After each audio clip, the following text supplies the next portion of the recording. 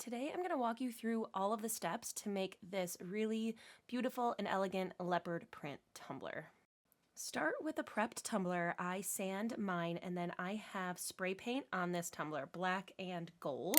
I'm using Goldella and Black Magic from Glitzy Kreations.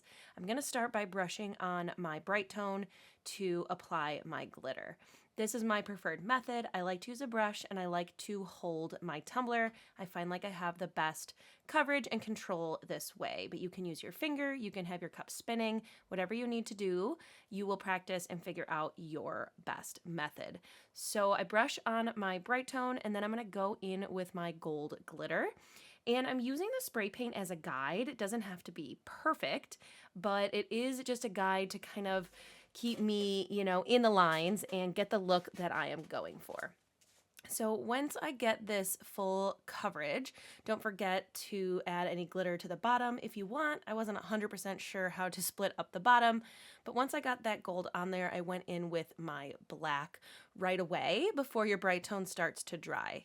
At this point, I'm just bringing that black right up to the gold, and you can see once I am done applying this, the line is a little bit harsh. So I did treat this just like any other ombre tumbler. I always go in with my first glitter, my second glitter, and then go back with my first. So you can see I'm just adding that gold and letting it kind of fall down into the black to give it a better fade into each other. Let this dry for 4 hours and then you can go in and give it a good dry brush. It's really important to get off any excess glitter before you move on with the process. Otherwise you can get it kind of clumping up or moving around, and you really don't want to contaminate one color with the other for this tumbler. Then you're going to go in and seal with your glitter glue. Right after you dry brush, you can get it on your turner and brush on your glitter glue. The glitter glue is a little bit thin and a little watery, so I always spin it while I apply my glitter glue. This will help you get your glitter nice and flat and cut down on the coats of bright tone that you need to finish this tumbler. Every coat of glitter glue will need to dry for 2 hours. I generally let it spin for that entire 2 hours before I move on to the next step. Once that dries, you can roll your tumbler in some parchment paper and just use your hands and pressure on the table to get it nice and flat. I also am going to run over it with this brayer roller so I can get that chunky glitter super flat to help me with the rest of this process. And then I am going to do 2 coats of bright tone before I go in with the leopard spots. And this is important because it just helps with the nice crisp edges of your leopard print. So go ahead and do 2 coats of bright tone, letting each coat dry for 4 hours. Once those are dry, it is time to add the leopard spots, the inside of your leopard spot.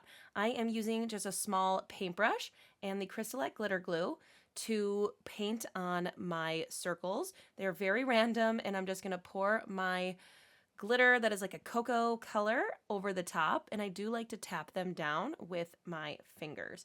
You just want to sort of evenly spread them out. You don't want them to be too perfect or too kind of standard in any sort of formal pattern, because you want it to look a little bit more natural and a little bit more random. We are doing a traditional leopard pattern, so we're going to use brown and black, but you can totally switch this up with different color combinations. Make sure you let that dry for 2 hours and then go in and dry brush all of that brown glitter off. This is the benefit of having those 2 coats of bright tone, because all of that brown glitter will come off very nicely and none will be stuck to the gold, because if you're using glitter glue, you can't, it'll stick. So the 2 coats of bright tone give it a little bit of a barrier coat to make a nice clean tumbler. To do the outer spots of the leopard print, I'm just going in with a really small paintbrush and glitter glue, and I'm just randomly doing one on each side, basically. Some leopard spots have like 3 segments, but you can do whatever you want. You don't want them to be uniform, just random. Don't think too hard about it. You really can't mess it up. So paint on your glitter glue, and then I am going in with black glitter. I'm using the same black glitter that I had at the beginning of this tumbler. It is called Black Magic, so it will kind of tie in both sides of this tumbler all together. While it's still wet, I just do a couple spots at a time because glitter glue does dry quickly.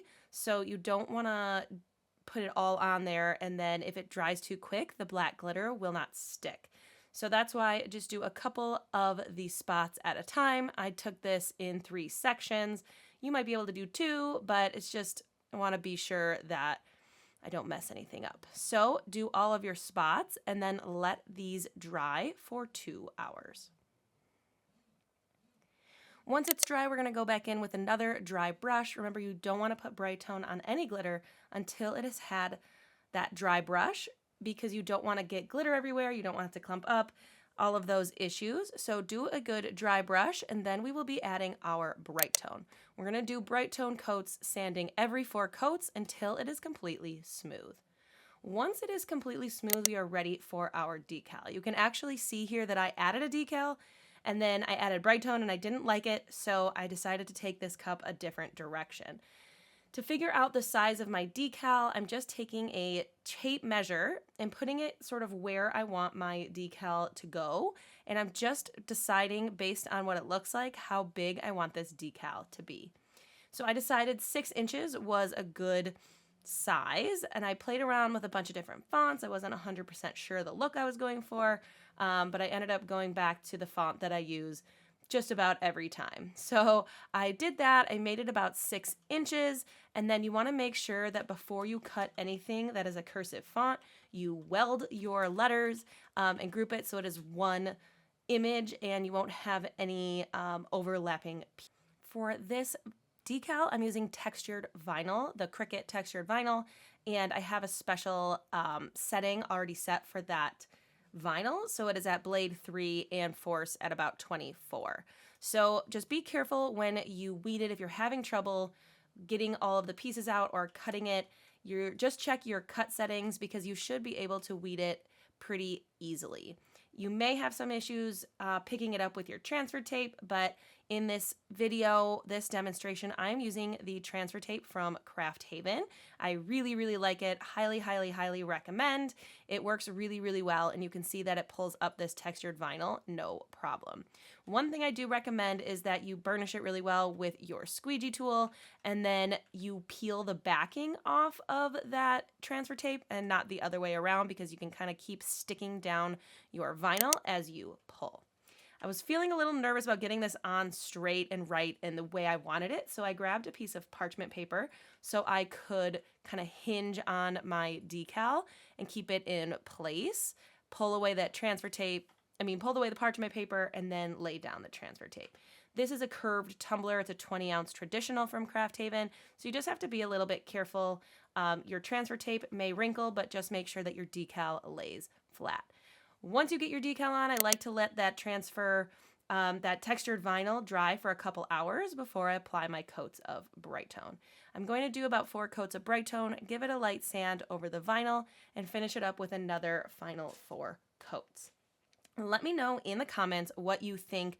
There are so many different colorways you can do with leopard print, but I love the shine that this bright tone gives this tumbler. If you want to see how I use glitter glue in some other ways, like a fabric tumbler, I'm going to put that tutorial up on your screen right now.